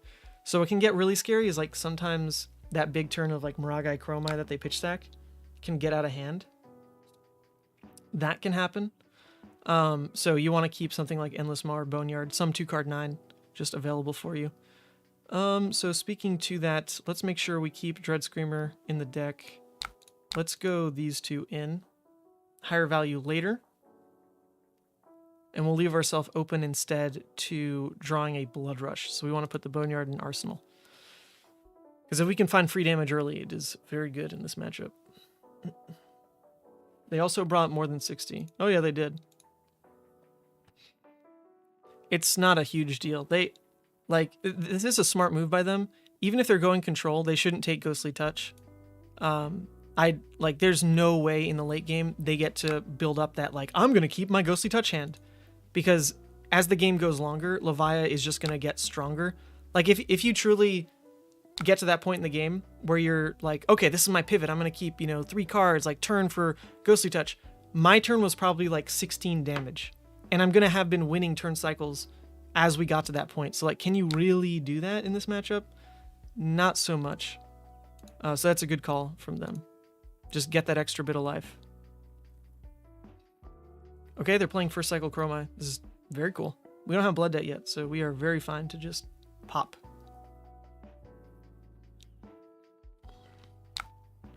Sure. We'll give them the pop here. This is actually one of my favorite matchups to play with a really good Dromai, because it is, like, Dromai's, their expertise almost is in understanding matchups and just playing matchups to the, like, the exact finer points of what they need to do to win. Because they're such a dynamic deck. There's so many lines they can take, especially with, like, permanence. It's a whole different angle.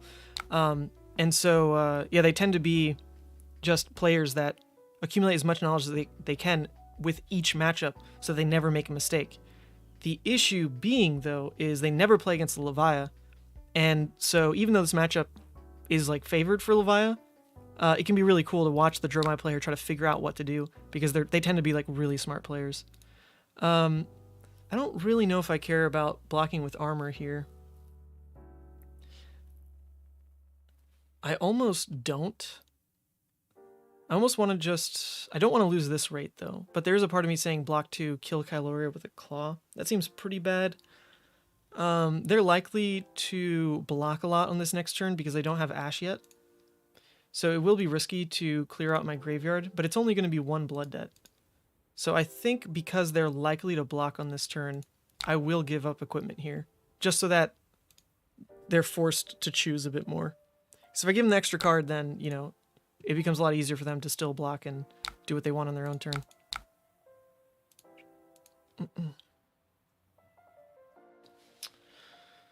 I'll hang out and answer any questions in chat if anyone has after the product drop. Oh yeah, so Dane is one of the masterminds behind Art House Syndicate and all the work that they do with Flesh and Blood artists.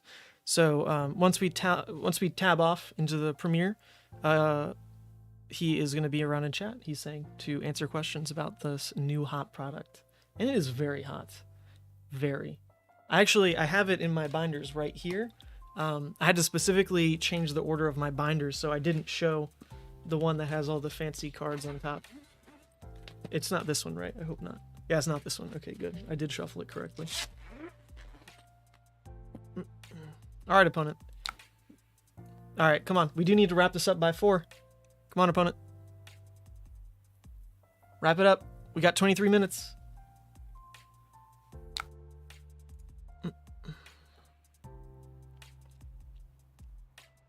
Okay, interesting. So, oh, this is awesome. Even without any Ash, they've opted to keep this. So it could be like a Sweeping Blow type of turn, where they go like Sweeping Blow, Furnace into CNC or something. That makes sense. Generates a lot of Ash. Also still applies very good threat off 4. That could be what they go for. Okay, this is not as good. Especially if they convert those into Ash Wings. Then it's really low value for them. If they're just going to sit on this for Ash, it's actually kind of okay for their game plan. They do want to build up of Ash. They want to be able to just pivot on a very cheap hand into Levia. Okay, this is actually totally fine. Like, we have the 1 block left on Scabs, so we're actually glad to have used that. And then we can do this, because we know they're not going to swing with Maragai. If they do, amazing, we pop it, right?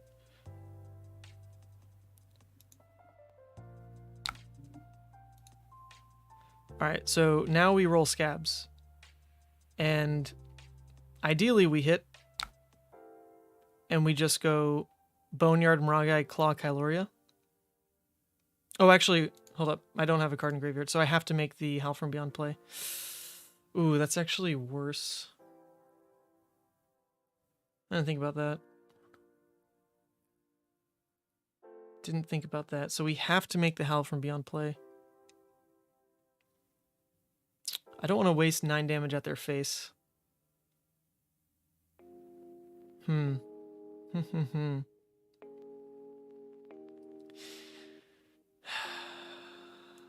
It does kind of have to happen. We're not under too much pressure right now, though.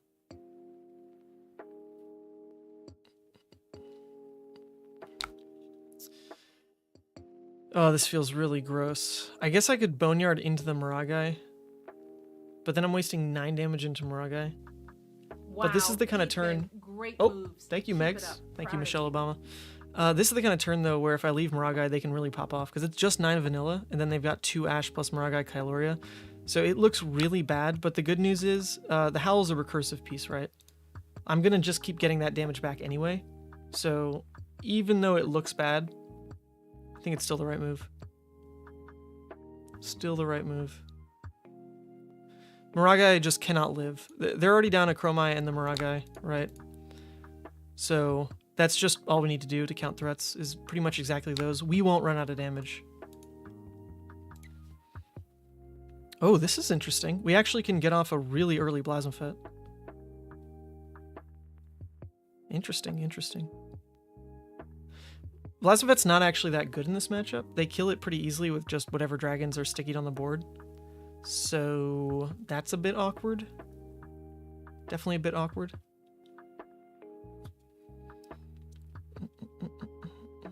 Oh, they play another Maragai. Okay. This is still fine.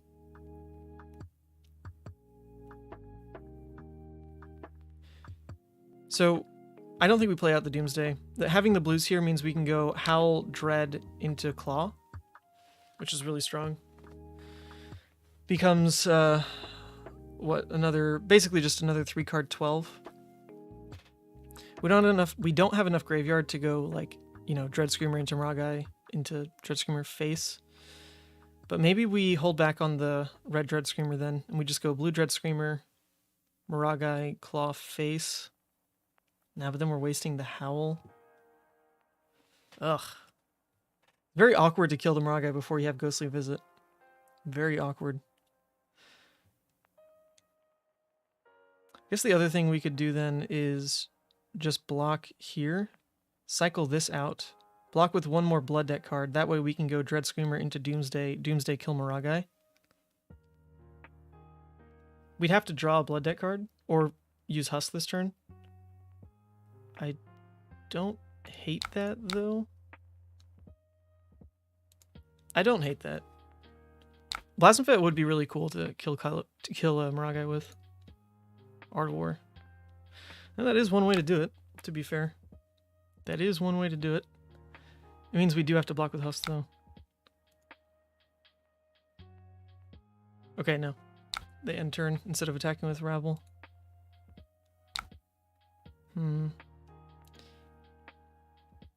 Oh, wait, this still gets us there. What am I saying? Oh, yeah. Wait, how did I... Okay, just giant brain fart. I don't know how I missed that. We do have the double Blood Debt in here already. Oh, I didn't count the... We already had the Boneyard. Yeah, duh. Okay. That's cool. That's really cool for us. So we are just going to Dread Screamer face into Doomsday kill Maragai. Should feel pretty good. Arsenal Art of War so that we have go again for our Doomsday. All right, that is going to be all she wrote. That's a very good turn. It took me way too long to play that. Jesus Christ. Whew. Whew, way too long to play that. Feel like an Oldham player right now. God, sorry, opponent. Sorry. That play was obvious, actually. Just totally missed it.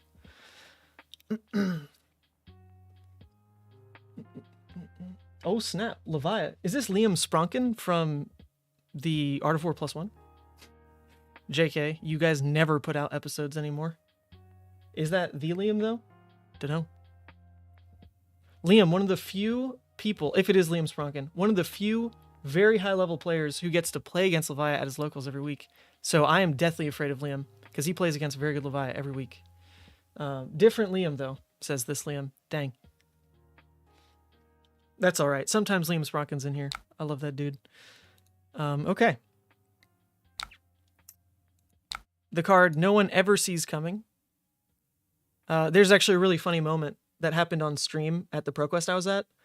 Top 8, I was playing against the first seed, Oldhim, and he goes for like Ice React, whatever, and I'm like, okay, respond, instant speed, Blasphemfet, and he like stopped everything. He's like, wait, like cards off the table, you know, like space out everybody. What does that card do? It was just so funny. Because it was like, you know, this guy is really good. Very skilled player, undefeated on Oldhim. And I did something that he like literally could not comprehend, which was play out a Blasphemfet at instant speed. And he had a very funny reaction. I enjoyed that. The whole store cracked up. Then he lost, so I guess it wasn't that funny for him in the end. It's funny in the moment, though. Funny in the moment.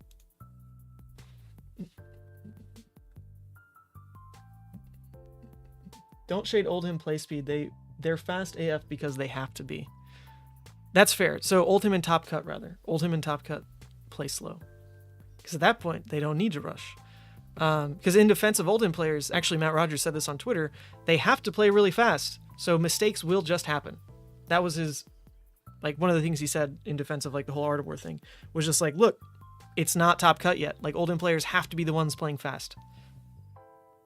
So mistakes will happen. However, in a Top Cut game, you don't have to play fast. You can take all the time you want. All the time you want. What's up, Michael? Just playing some Levia, you know, Sant Mondays. We're going to be playing Levia, unless I have my heart stolen by Azuri or something. We switch it up, but as of now, like, Sant corresponds pretty one-to-one with, like, Levia play, so I couldn't think of a way to blend Levia and Monday. Just didn't quite work, so Sant Monday it is. Levia every Monday. What deck Wednesday? I don't know, you tell me, what deck? That can be a bunch of things. Oh my god, I need to play this game way faster if I'm trying to be done by 4. I feel very bad for my opponent. This is all me. This is all me. I'm the one taking forever. Gonna start passing. I have a good board state. I know what I'm doing. I have Howl set up. I've got Blasphemfet. I got Art of War. I need to just be fast. Be fast. Like lightning. What hero are you most excited for? Levande. Oh, Keegan, that just rolls off the tongue, don't it? It's just weird when you play something other than Leviathan. Weird? I think you mean unfair to the rest of y'all. Sheesh, I play Fi like 3 events. I went X1, X2, XO. You don't want me on other heroes. You don't. Nah, I don't know. Fi was at a point where he was just very autopilot. I think that the deck has actually gotten more nuanced, but when I was playing him, it was very easy. I wouldn't give myself any sort of that confidence on any other hero. I do want to start playing things like Lexi. So if you look at the description below, those Thursdays when I do live gameplay here in the studio, I'm gonna call it a studio, you know what it is, in the studio with my friends over, that's gonna be the day of experimentation where we really kind of go through what it takes to learn decks, because these are friends of mine who play Blitz but not CC. So they're going to be coming over, going to be hanging out late on Thursdays, and I'll be teaching them kind of the breadth of like what CC has to offer. At the same time, like, I want to be playing new heroes as well, so it's like some learning moments for everybody. I think it'll be super cool. I can't wait to start doing those. They're going to be a weekly thing along with these other streams. The difference is going to be this week I'm traveling to Charlotte, so I cannot host Thursday Night Live, but I can't wait. I really hope that this is like a type of content that you just don't really see on YouTube otherwise, just like a casual but well-produced gameplay stream where it's all about learning and encouraging players. I think it'll be very cool. Yeah, we're going to go ahead and pop this Ashwing. Issue being, this is like the card I didn't really want. Oh, I'm sorry, opponent. I don't want to banish the swing big. I think I'm going to just let it go. It's just one. It's just one. My hand gets way less exciting if I go down a card. So Blasphemfet did his job. Blasphemfet bought me life. Bought me 6. Alright. Oh, this is different. This is a different menu. Go again, banish. There we go.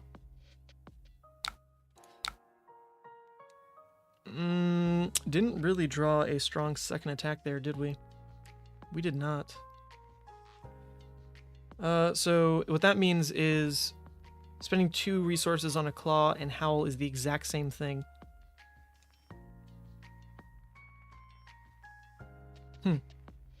Well, we can actually kind of like pay for everything though with the sand, which is kind of cool. So we're gonna do it. We should have said +1 in theory. Or no. The go again gets us the claw swing. Yeah. So we did the right thing.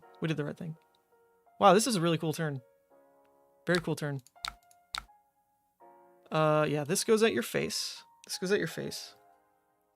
What's happening at 4? 4 o'clock is the debut of a new video of mine announcing a very hot, very limited product from Art House Syndicate. So hopefully you all tune into the premiere of that because, God, we might just have to like interrupt stream and watch that premiere because I don't think this game is going to be over in 10 minutes. There's just like no actual way.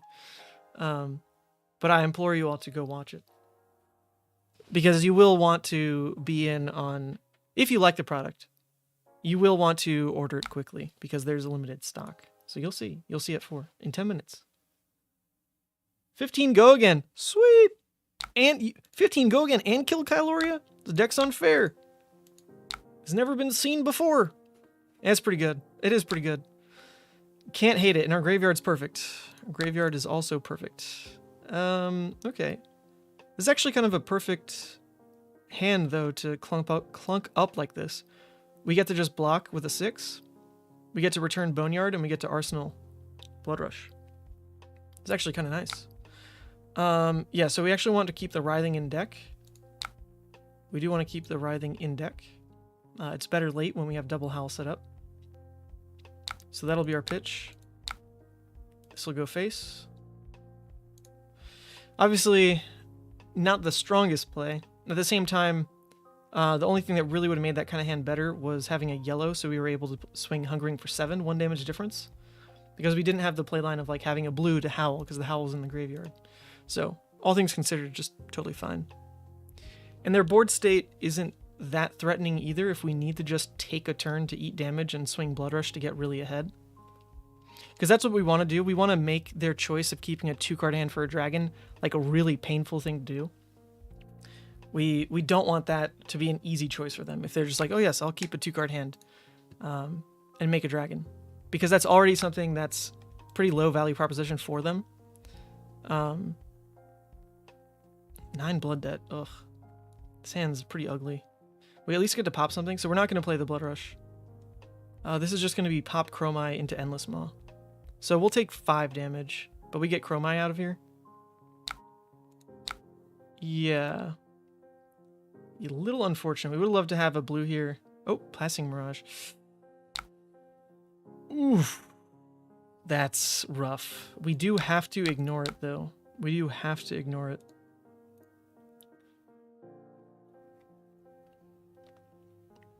The good news is double Miragai, double Dromai is gone. This is the first passing, but they don't have like a really threatening dragon. And if it is something like Vincerikai, we at least have Carrion Husk. It does get really hard to clear out passings when you're going for big push plays, though. Like, once again, we might not be able to play into Blood Rush because we'll need to just take an off turn to claw kill it. But even that are like risky plays because we don't know if we'll hit on Scabskins. That's why it's really nice to have a Ghostly Visit banished, because that way, if you ever have one floating just because you drew resources in a weird way, you just roll Scabs and see if Ghostly hits. And it's pretty clean value. If it's new fab stuff you're in, it is new fab stuff. You definitely should be there. Definitely should be there. They block with Tumultai. Interesting. That's the kind of hand I would have fought to keep.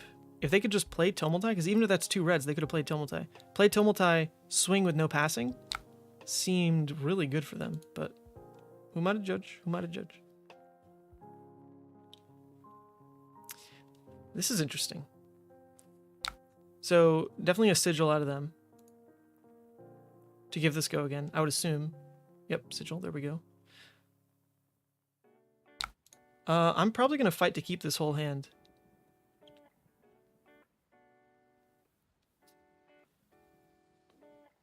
Oh, interesting, though. That's all they do? So I have the option now. I can... Oh, you know what? I actually can't go for the play I'm thinking of just like pop this, see if Scabs hits, and then go for Writhing Claw here, because I'm at 1 in Graveyard. So I actually do need to make the Blood Rush play. I do have to make the Blood Rush play, so we'll keep taking damage. Not the biggest deal.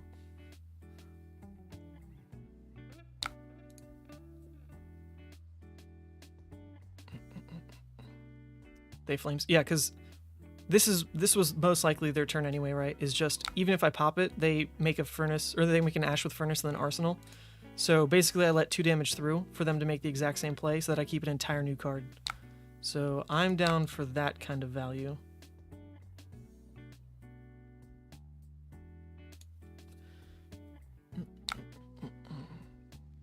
Whew! Oh, now I'm feeling spicy.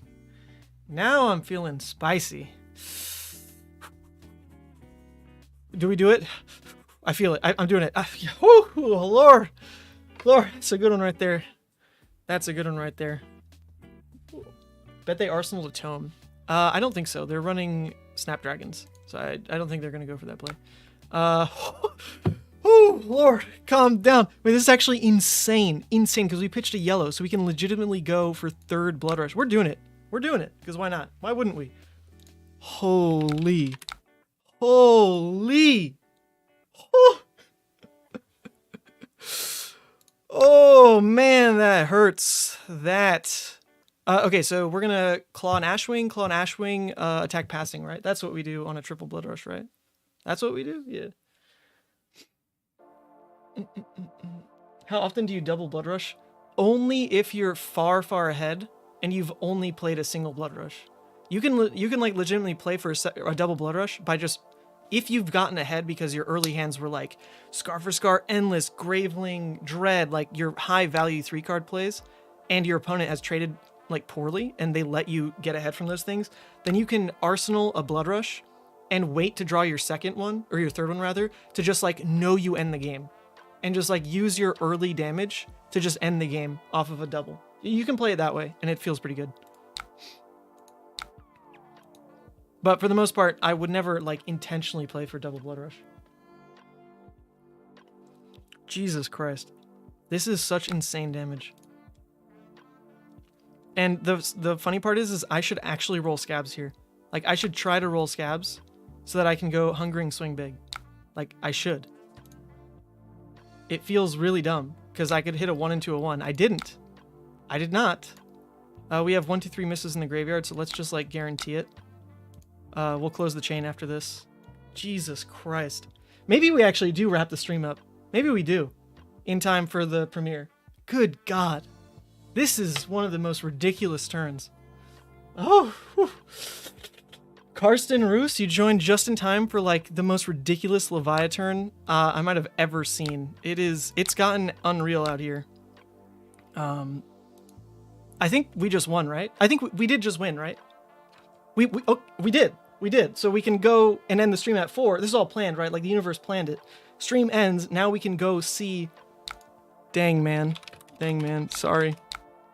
Now we can actually go see the premiere. Like it happened. Oh no! No, not like this. Not like this. No. The premiere, everything, all the planning. Not like this.